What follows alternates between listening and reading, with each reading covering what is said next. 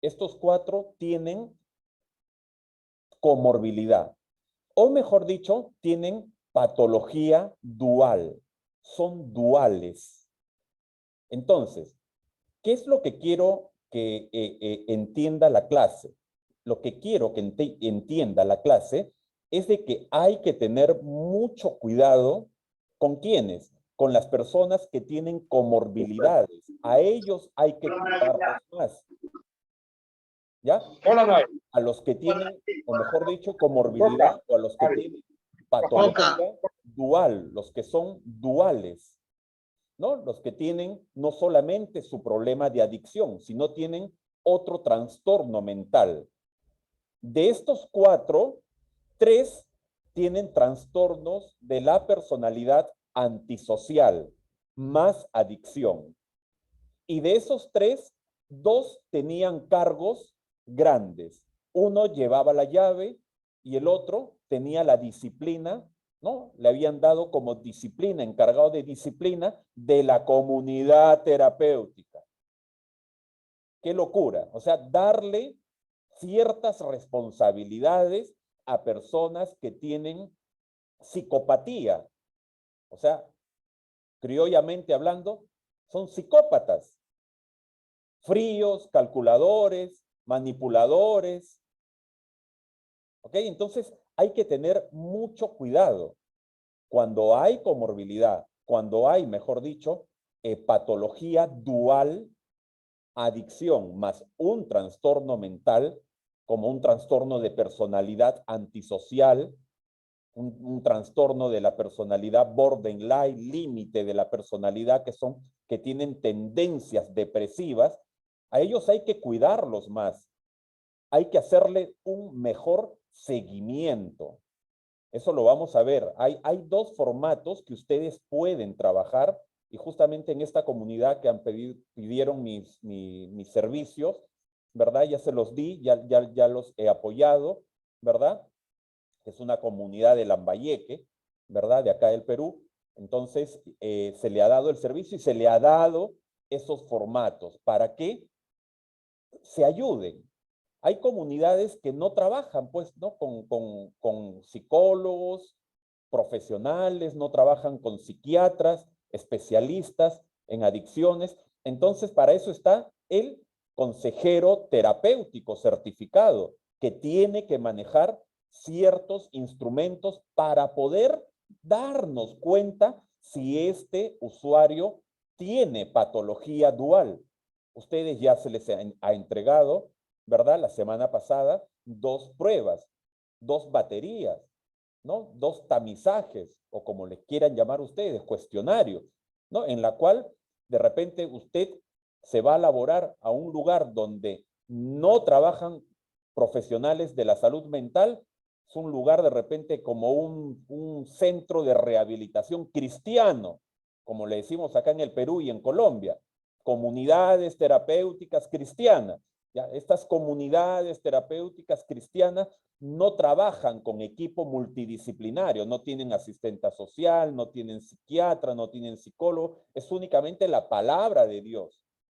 Entonces, tú como consejero terapéutico certificado, tienes que manejar, ya gracias a Dios, ya sabes manejar un par, ¿verdad? Un par de tamizajes que se te ha enseñado, y ahí ya podemos darnos cuenta si ese usuario o cuál de los usuarios de toda la población, ¿verdad? Estructural, tiene comorbilidades.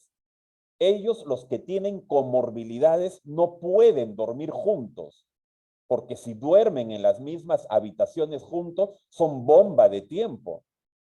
Da la coincidencia de que estos 4 chicos que han regresado y yo los he evaluado y están con comorbilidad dual, o mejor dicho, con dualidad. Estos 4 chicos también dormían juntos. 2 de ellos tenían grandes cargos en la comunidad. Uno de ellos manejaba la llave del centro de rehabilitación. O sea, mucho cuidado con eso. ¿Ok? ¿Alguien desea hacer algún comentario o alguna pregunta? ¿Alguien levantó la mano por ahí? No recuerdo quién. Doctor Joel, Giovanni buenas fue, noches. creo. Sí, lo importante es que vayamos a, poniendo en práctica los formatos de entrevista, porque sí sería importante eso, doctor, porque también hay personalidades con psicopatía narcisista, que son todavía peores. Hay que trabajarlo y utilizarlo y hacer un abordaje idóneo. Usted me va a enseñar eso a poder trabajar e intervenir, doctor, ¿verdad? Exacto, exacto. Ya, bien. Vamos con este punto y más adelante les voy a presentar los dos formatos que son formatos que tienen que tener, son formatos de seguimiento semanal, individual del residente, y estos formatos no tienen que estar en las historias clínicas de cada uno de los usuarios. Pero ahorita vamos básicamente, con este tema. Vamos a entrar al módulo de prevención de recaídas. Ya, vamos a hablar de recaída y vamos a hablar de recaídas o vamos a decir de que una persona recayó activamente siempre y cuando haya realizado un tratamiento residencial o ambulatorio. Se lo repito por segunda vez. Vamos a decir, esta persona, Pedrito, recayó activamente, vamos a decir que recayó activamente siempre y cuando haya realizado un tratamiento. Si no ha hecho un tratamiento y volvió a consumir después de 2 meses, después de 3 meses, que con su fuerza de voluntad y sin ningún tratamiento dejó de consumir, entonces, ¿eso qué quiere decir? ¿Recaída? No, no es recaída. Él ha seguido consumiendo, nada más. Ha seguido en consumo. Pero doctor Riofrío, si dejó de consumir 3 meses, 2 meses y volvió a consumir, recayó, no es recaída porque no tuvo un tratamiento. Si él hubiera tenido un tratamiento, ahí podríamos decir de que es y volvió a consumir después del tratamiento, ahí decimos de que es una recaída. Eso debe quedar claro, ¿ok? ¿Quién lo dice? Lo dice Marlatt, lo dice Terence Gorski, ¿no? Grandes especialistas en prevención de recaída. Ahora, el punto número 1, ¿verdad? Que está como punto número 2, la abstinencia. La abstinencia. Acá puedes estar tú como abstinente, con un nuevo estilo de vida, absteniéndote de alcohol, de drogas, de cualquier sustancia psicoactiva. Pero de pronto, ¿verdad? La persona recae activamente, que quede claro. Estando acá como abstinente, de la noche a la mañana no va a estar acá en el punto 3 en consumo. No. Tiene que pasar un tiempo. Ya a ello llamamos en psicología clínica, en neuropsicología adaptativa, ya de las drogodependencias, nosotros le llamamos, los especialistas le llamamos tiempo de transcurrencia o tiempo que transcurre. Este tiempo que transcurre, ¿verdad? Es el tiempo en el cual hay ciertos deslices, en la cual ustedes como consejeros terapéuticos van a ir dándose cuenta en los grupos de seguimiento de reinserción social con sus ex internos que ustedes hayan tenido dentro de su institución. ¿Quedó claro? No existe en el mundo un adicto, una adicta, ¿verdad? Que haya consumido de la noche a la mañana, porque de repente le dio ganas de consumir ahorita y se fue a drogar. No. Si tuvo un tratamiento, salió ya del tratamiento, se reinsertó a la sociedad y se fue a consumir antes del consumo, antes del punto 3, ha habido, ¿verdad? Ha habido un tiempo de transcurrencia o un tiempo, ¿verdad? Un tiempo que ha transcurrido. Y en ese tiempo que ha transcurrido han habido ciertos deslices. Hay tipos de deslices que debe quedar claro. ¿Ok? Hasta allí. ¿Alguien tiene alguna pregunta, por favor, o comentario? Doctor, buenas noches. Mario Mantilla. Buenas noches, Mario. Te escuchamos. O sea que es imposible que una persona se vaya directamente al consumo. De ley tiene que haber pasado el proceso, solo que no se ha dado cuenta. Ha pasado el proceso de recaída, la abstinencia, el tiempo que transcurre, todo para llegar al consumo. Ha pasado todo eso, solo que no se ha dado cuenta. Dígame, doctor. Exacto, Mario.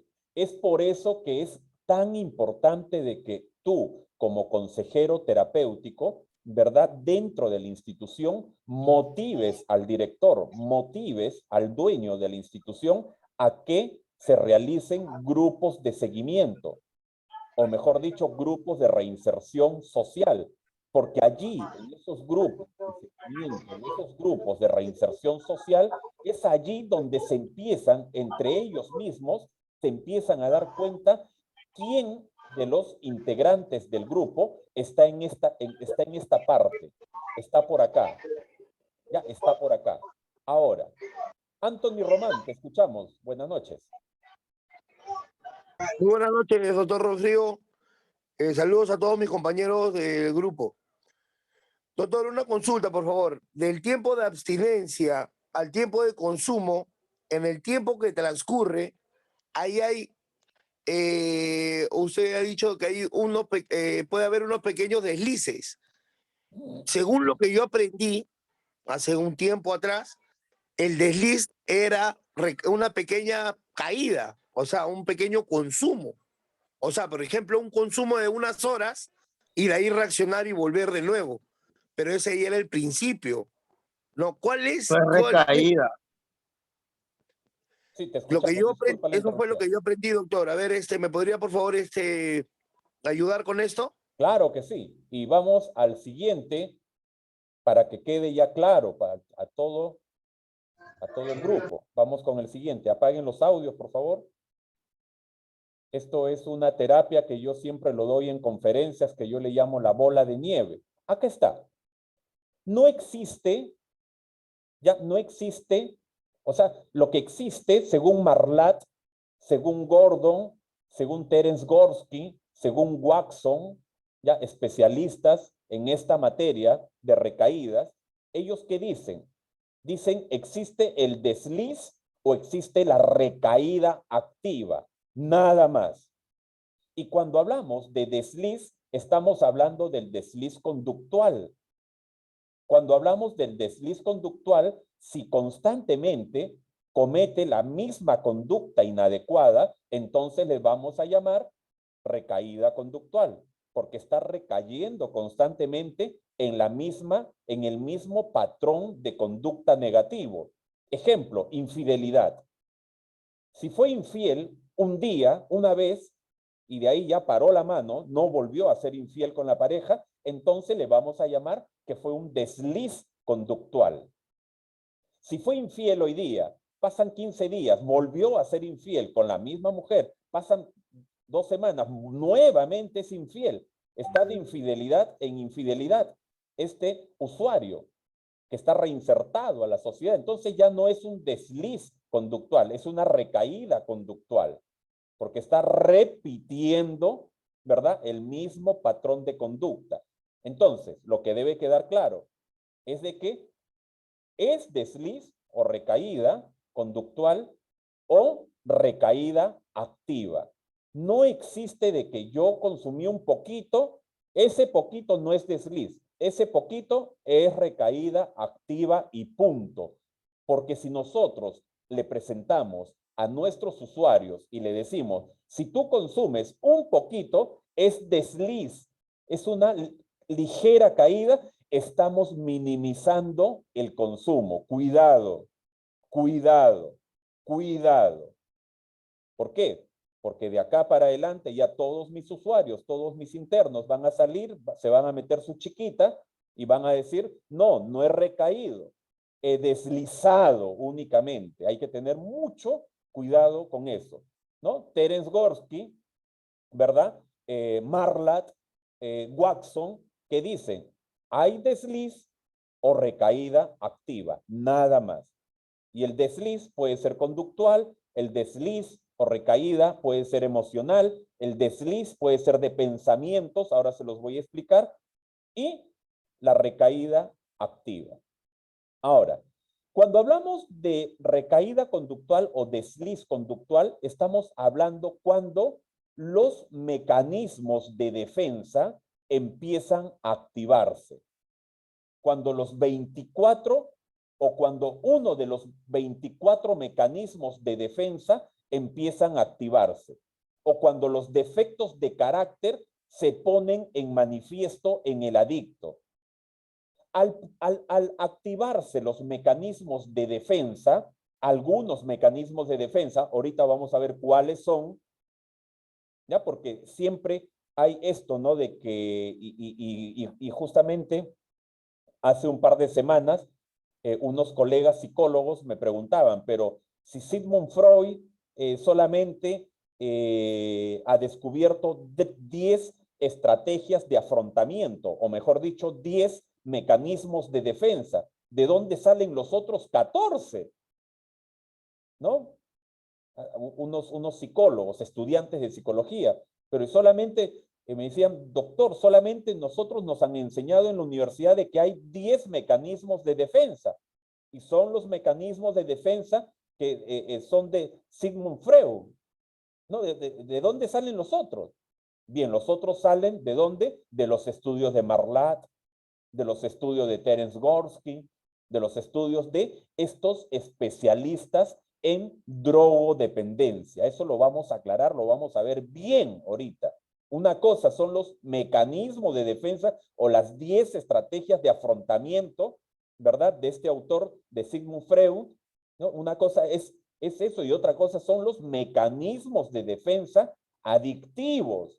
El mecanismo de defensa adictivo son todos aquellos patrones conductuales que de una u otra manera refuerzan el consumo directamente o indirectamente del adicto. Cuando refuerza, ¿ok? Como la justificación, la minimización, la racionalización, el pensamiento blanco y negro, etcétera, etcétera. Ahora lo vamos a revisar. Pero de eso nunca habló Sigmund Freud. Nunca lo habló. Él habló de sus 10 estrategias de afrontamiento, ¿no? Que en la teoría psicoanalítica freudiana, ¿no? Son los mecanismos de defensa, que son estrategias psicológicas inconscientes, ¿no? Puestas en juego, ¿no? Con diversas entidades para mantener la autoimagen y hacer, ¿no? Frente a la realidad, a grandes rasgos consistente en formas de protección, ¿no? Fuera del espectro, ¿no? De la conciencia con la que el sujeto consigue vencer, evitar, escapar, ignorar, ¿no? O sentir angustia, frustraciones y amenazas por medio, ¿no? Del retiro de los estímulos cognitivos, ¿no? Que la puede producir, ¿no? Entonces a eso se refería Sigmund Freud, ¿no? Sus 10 estrategias de afrontamiento, ¿no? Lo que le llamamos también los mecanismos de defensa. ¿Ok? Eso debe quedar claro. Entonces, cuando hablamos del desliz conductual, estamos hablando cuando uno de los 24 mecanismos de defensa empiezan a activarse, cuando uno de los, ¿no? O varios de los 50 defectos de carácter que existe, ¿no? Dentro de las drogodependencias empiezan a activarse. ¿Qué es lo que va a pasar? Al activarse el mecanismo de defensa, al activarse el defecto de carácter, automáticamente el usuario va a exponerse a los EARs. Vamos a ver qué son los EARs. Vamos con el segundo enlace, por favor, chicos, ¿ya? Segundo enlace, por favor. Segundo enlace.